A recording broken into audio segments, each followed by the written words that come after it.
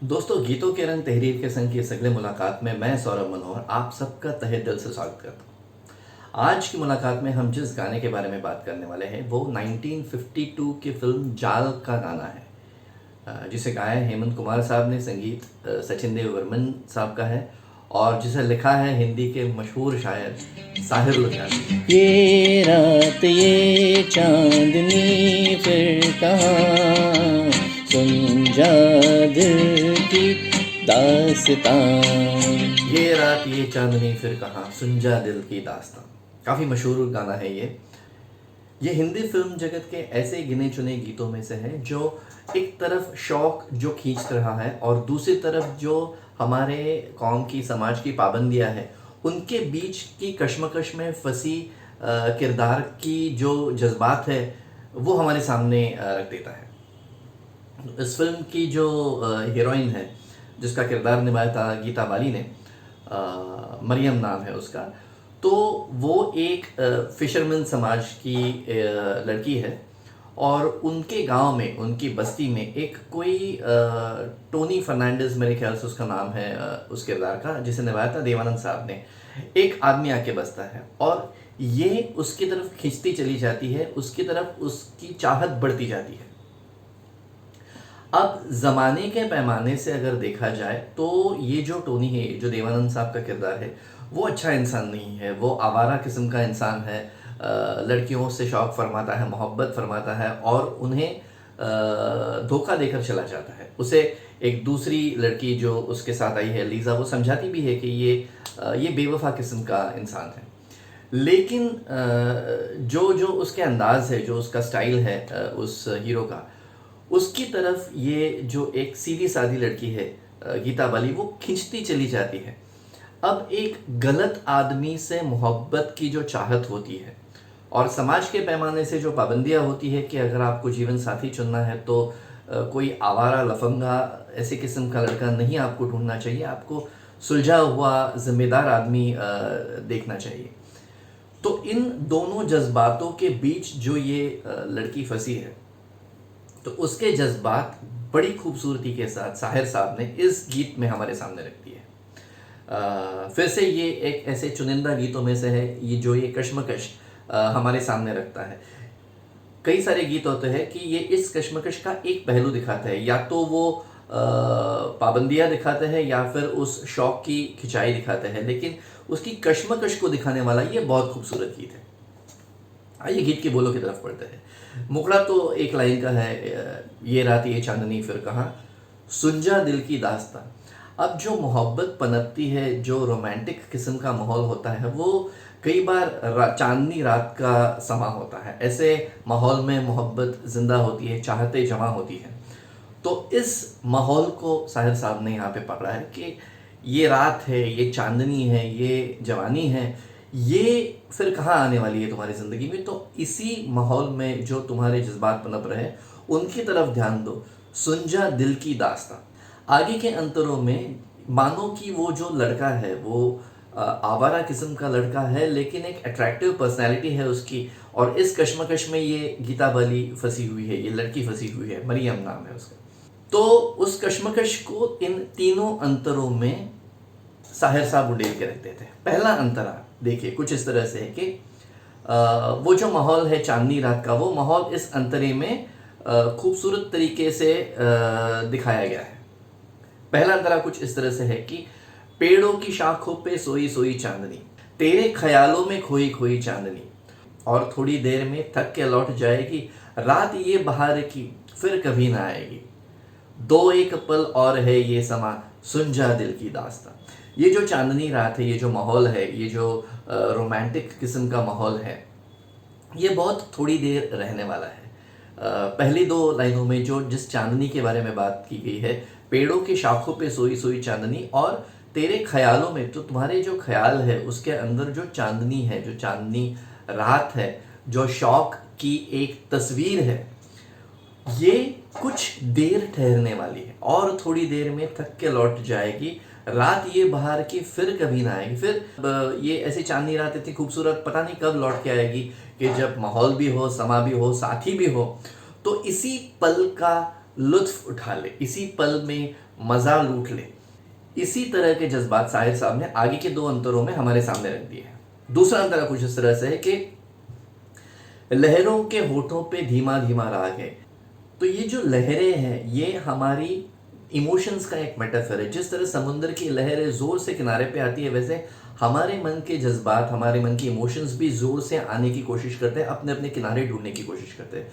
तो वो कहा गया है कि लहरों के होठों पे धीमा धीमा राग है, भीगी हवाओं में ठंडी ठंडी आग है। कहो तो हवा भीगी है, लेकिन उस भीगी हवा में जब आपका जिस्म जाता है और जिस्म जाग उठता है तो एक आग, मिलन की एक आग, वसल की एक आग जाग उठती है।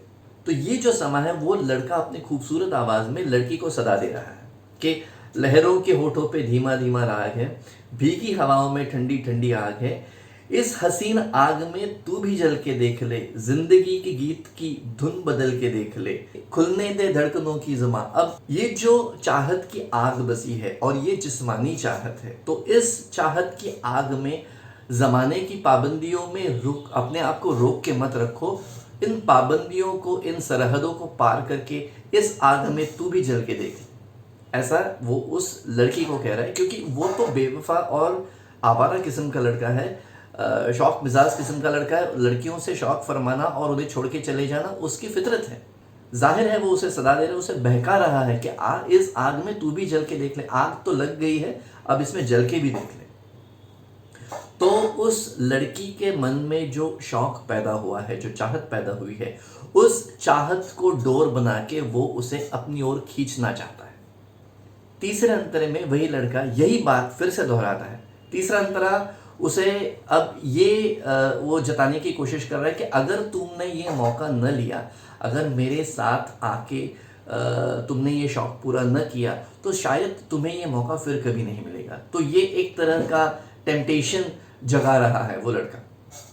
तीसरा अंतरा कुछ इस तरह से है, जाती बहारें हैं उठती जवानियाँ। ये बहारें हैं, ये जाने वाली है, जवानी भी उठने वाली है, बुढ़ापा आने वाला है।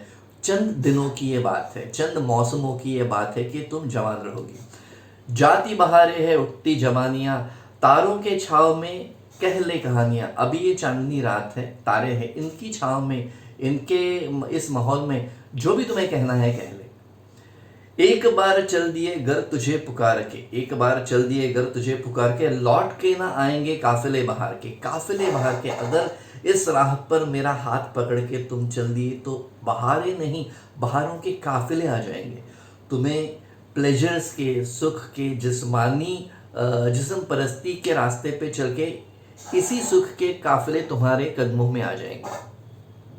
तो फिर से वो उसे टेम्प्ट कर रहा है कि एक बार चल दिए घर तुझे पुकार के, लौट कर ना आएंगे काफिले बहार के। आजा अभी जिंदगी है जवां, सुन ले दिल की दास्तां। अभी तुम्हारी जिंदगी जवां है, अभी इस राह पे तुम मेरे इतनी करीब आ गई हो तो एक कदम और उठा लो और अपना शौक पूरा करो। तो फिर से ये एक ऐसी सदा है, ऐसी दास्तां है। एक लड़के का किरदार एक लड़की के किरदार को सुना रहा है, उसे बहला रहा है, बहका रहा है, फुसला रहा है कि आ जाओ मेरे रास्ते, आ जाओ, शौक पूरा करो, बाकी ज़िंदगी में और रखा क्या है। एक बार ये दिन चले जाएंगे तो तुम्हें ये शौक पूरा करने का मौका शायद फिर से न मिलेगा। वैसे देखा जाए तो इस गीत के जो जज्बात है आपको अगर समझ में आ गए होंगे तो काफ़ी ग्रे शेड्स है उसमें, काफ़ी डार्क शेड्स है, काफ़ी गलत जज्बात है। वो एक मासूम सी लड़की को हीरो बहला के, फुसला के गलत काम करने पे मजबूर कर रहा है। और गौर फरमाइए ये किरदार निभाया था देवानंद साहब ने। तो देवानंद साहब के शायद ही कुछ ऐसे ग्रे शेड्स के किरदार होंगे जिनमें से ये एक किरदार है। और बहुत खूबसूरत दिखी है इसमें गीता बाली जी, एक बार फिल्म देख लीजिए। और अगर आप ये गाना देखेंगे तो जब ये गाना ख़त्म होता है, ये जो आखिरी अंतरा है उसका, लौट कर ना आएंगे काफिले बहार के, आजा अभी ज़िंदगी है जवां, उस वक्त वो दौड़ के चली आती है और जैसे एक इनविजिबल लाइन है, उस लाइन के पहले वो रुक जाती है और उस वक्त अपनी अदाकारी से जो बात गीता बाली ने कही है कि चाहे जितना शौक मुझे खींचे, इस रेखा को मैं पार नहीं करूंगी, इस लाइन को मैं पार नहीं करूंगी। बहुत खूबसूरत तरीके से फिल्माया गया गीत है। तो ये था एक अलग सा गीत जिसमें देवानंद साहब की ग्रे शेड दिखाई देती है, नेगेटिव रोल है उनका। और काफ़ी मशहूर भी गाना है, लेकिन अगर इस बोलों को हम समझेंगे तो हमें पता चलता है कि ये गाना उतना मासूम नहीं है जितना दिखता है। ये गाना एक लड़का एक लड़की को बहलाने के लिए, फुसलाने के लिए गा रहा है। फिर भी इस गाने की धुन काफ़ी अच्छी है, गायकी भी हेमंत कुमार साहब की काफ़ी बढ़िया है। तो इस गाने के एक अलग अंदाज को आपके सामने उड़ेल के रखने का ये जो मेरा शौक था वो मैंने पूरा कर लिया। तो मैं चाहता था कि इस गाने के बारे में आपसे बात करूं। उम्मीद करता हूं कि ये अलग इंटरप्रिटेशन आपको भा जाएगा, और इसके बाद जब आप गाना देखोगे, आप उसके विजुअल्स देखेंगे तो आपको वो ज़्यादा पसंद आएगा।